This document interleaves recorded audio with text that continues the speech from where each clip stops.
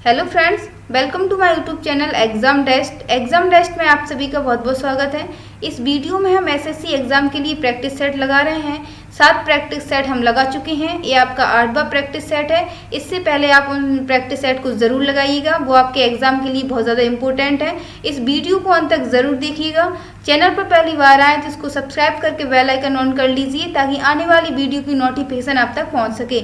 और एक बात और कि आप इसका ऑनलाइन टेस्ट हमारी वेबसाइट www.examdesk.com पर दे सकते हैं। इसकी लिंक मैं आपको डिस्क्रिप्शन में प्रोवाइड कर दूंगी और यहाँ आप डिस्क्रिप्शन में पीडीएफ की लिंक भी प्रोवाइड कर दूंगी, जिससे आप पीडीएफ को भी डाउनलोड कर सकते हैं। तो बिना टाइम वेस्ट करते हुए हम इस वीडियो को स्टार्ट करेंगे और देखते हैं आपका फर्स्ट क्वेश्चन। जो हमारा फर्स्ट क्वेश्चन है वो है, सबसे अधिक जल धारण क्षमता किस में होती है, किस मिट्टी में होती है, बताना है आपको। ऑप्शन है आपके रेतीली मिट्टी, दोमट मिट्टी, चिकनी मिट्टी या फिर बलुई और चिकनी मिट्टी के मिश्रण में। तो आपका इसका सही उत्तर हो जाएगा दोस्तों, चिकनी मिट्टी में सबसे अधिक जल धारण करने की क्षमता होती है। जैव विविधता अभियान पर कनेक्शन का सचिवालय कहाँ था? ऑप्शन है आपके लंदन, इटली, मॉन्ट्रियल या फिर टोरंटो। तो आपका इसका सही उत्तर हो जाएगा मॉन्ट्रियल में। ऑप्शन नंबर सी इसका करेक्ट आंसर है।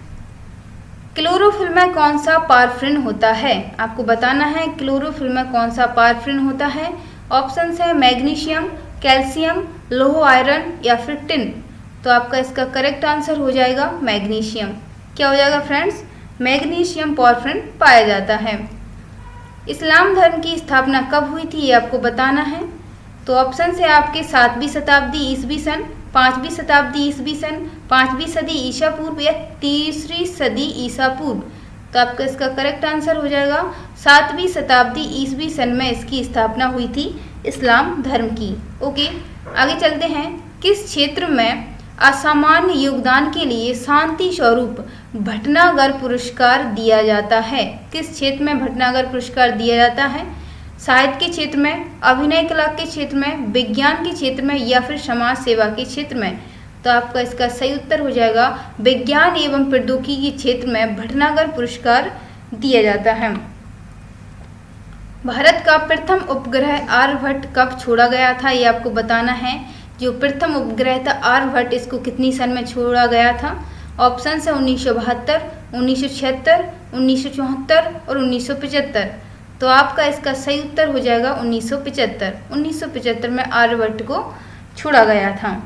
आगे देखते हैं, निम्नलिखित में से कौन सा स्रोत संघ सरकार का स्रोत नहीं है? आपको बताना है कौन सा स्रोत संघ सरकार का स्रोत नहीं है। ऑप्शन है आपके उत्पाद शुल्क, आयकर, व्यापार कर, कॉर्पोरेट कर। तो आपका इसका सही उत्तर हो जाएगा दोस्तों व्यापार कर। व्यापार कर संघ सरकार का स्रोत नहीं है, ये आप ध्यान रखना। आगे चलते हैं, मटर में विपरीत लक्षणों वाले कितने युग्मों का मेंडल ने चयन किया था? आपको बताना है कि मेंडल ने मटर में कितने विपरीत लक्षणों वाले युग्मों का चयन किया था। ऑप्शन है आपके 7, 3, 4, 2। तो आपका इसका सही आंसर हो जाएगा 7 युग्मों का चयन किया था। ऑप्शन नंबर ए इसका बिल्कुल करेक्ट आंसर है। किसी पदार्थ का अणु किसके कारण परमाणु के समान होता है? आपको ये बताना है। तो आपका जो ऑप्शन है फ्रेंड्स वो है द्विपरमाणु अणु, बहुपरमाणु अणु, एक परमाणु अणु या फिर त्रिपरमाणु अणु। तो आपका इसका सही उत्तर हो जाएगा एक परमाणु अणु। ऑप्शन नंबर सी इसका करेक्ट आंसर है।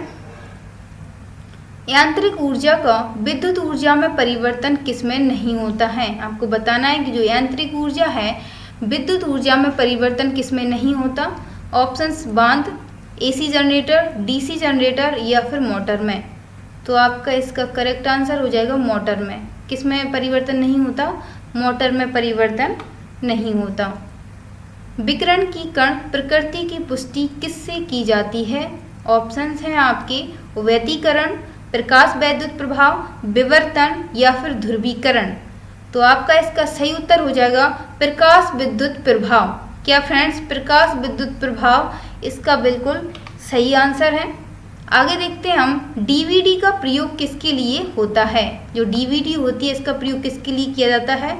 ऑप्शन है आपके डिजिटल वीडियो डेवलपर या फिर digital video device digital video disc या फिर इनमें से कोई नहीं। तो आपका सही आंसर हो जाएगा इनमें से कोई नहीं। और इसका जो करेक्ट आंसर वो है वर्ष 1995 इसके आविष्कार के समय डीवीडी के लिए डिजिटल वीडियो डिस्क पद का प्रयोग किया जाता था, परंतु क्या फ्रेंड्स, परंतु कुछ वर्षों के बाद इसके लिए डिजिटल वर्सेटाइल डिस्क पद का प्रयोग किया जाने लगा। तो इसका अगर सही आंसर माना जाए तो इसका कहलाएगा digital versatile disc. Okay friends, इसे आप याद रखना, डिजिटल वर्सेटाइल डिस्क का प्रयोग किया जाता है। यूएसबी का प्रयोग किसके लिए होता है? आपको बताना है कि यूएसबी का प्रयोग किसके लिए किया जाता है। ऑप्शन है आपके storage device, processor, port type या फिर सीरियल बस स्टैंडर्ड। तो आपका इसका सही आंसर हो जाएगा पोर्ट टाइप के लिए यूएसबी का प्रयोग किया जाता है। ऑप्शन नंबर सी इसका आंसर हो जाएगा आपका। आगे चलते हैं, निम्नलिखित में से किसे यसद पुष्प कहते हैं? ऑप्शन है आपके zinc chloride, zinc oxide, zinc nitrate या फिर जिंक ब्रोमाइड। तो आपका करेक्ट उत्तर, जो करेक्ट आंसर है वो है आपका zinc oxide. Option number B इसका सही आंसर हो जाएगा। फ्रेंड्स, इस वीडियो को आप शेयर कर दीजिए। देखते हैं नेक्स्ट क्वेश्चन। रेडियोधर्मी पदार्थ का आधा जीवन काल 70 दिन का होता है और उसी पदार्थ का 1 ग्राम कितने दिन बाद 25 ग्राम रह जाएगा? ये आपको बताना है। ऑप्शन है आपके 140 दिन, 70 दिन, 210 दिन या फिर 280 दिन।